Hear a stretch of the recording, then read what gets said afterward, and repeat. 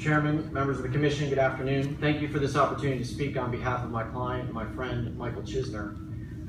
In response to a few of the things that Councilor Gorin said, let me fill out some of the picture. It is true that on November 4th of this year that this district issued a letter of notice of termination, purportedly terminating Dr. Chizner under the provision that Mr. Gorin said. We sent a response on November 5th, which he referenced.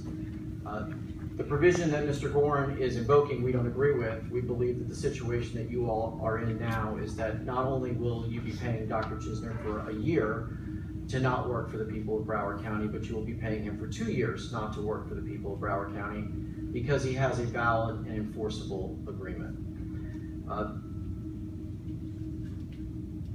The agreement that Dr. Chizner has been in place for several years. It's supported by several fair market value opinions that this district has had, including one from your current counsel, the Aaron Fox firm that Mr. Gorin mentioned. You know that Dr. Chizner is a well-acclaimed member of this community. The folks who are here today are going to talk to you about the fact that he has saved thousands of lives, that he is recognized as being one of the top 1% of doctors in the country, that through his good work and the work of the people who surround him in the Heart Center of Excellence, that your health system has reached a level of acclaim of having the best cardiology program in Broward. Not Cleveland Clinic, not HCA, not Memorial, but Broward Health.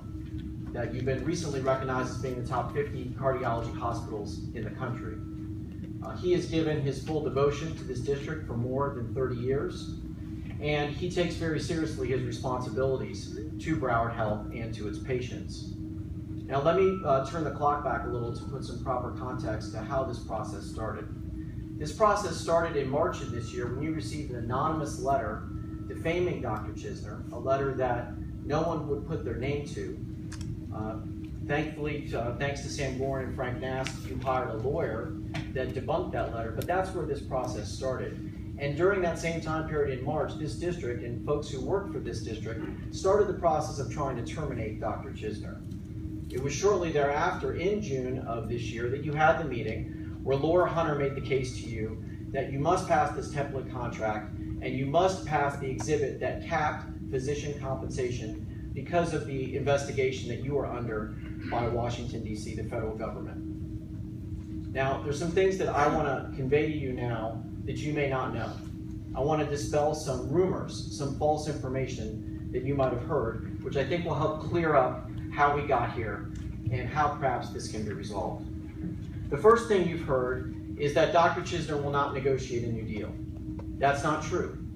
Sam Gorin will tell you that he and I, over the past several months, have been negotiating back and forth to try to resolve this. And you should know from the very beginning that this has never been about finances.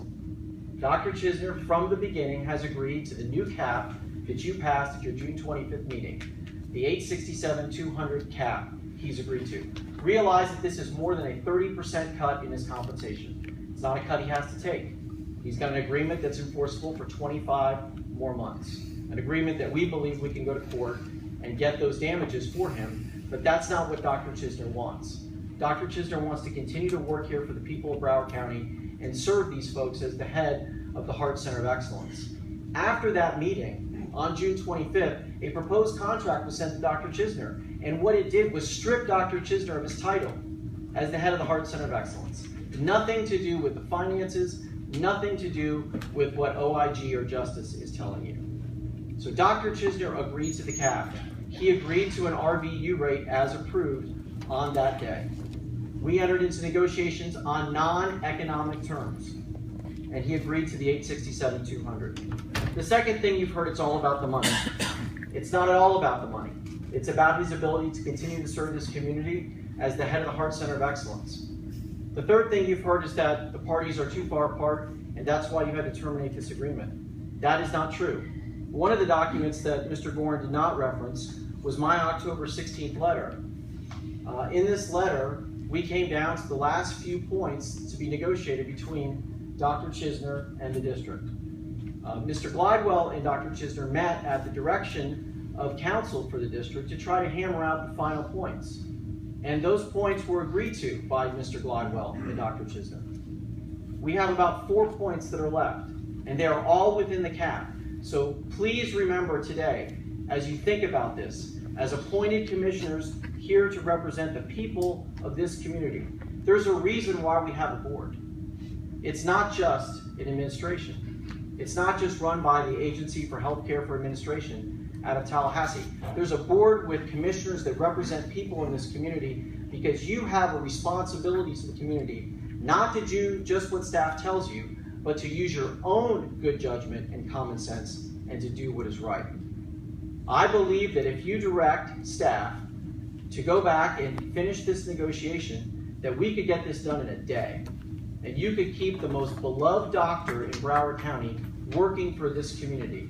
A doctor who's recognized at 5 medical schools in Florida where he serves on the faculty, a doctor who is the leading author of the cardiology textbook that is used through hospitals throughout this country. It is easy to just say no and let it go, but it will hurt this community. So I don't ask you to do anything in violation of anything that you've decided prior today. All I ask is that you instruct management to go back to the table. Let's get this done before the end of the year. I'm confident that we can. Thank you for the opportunity to be heard.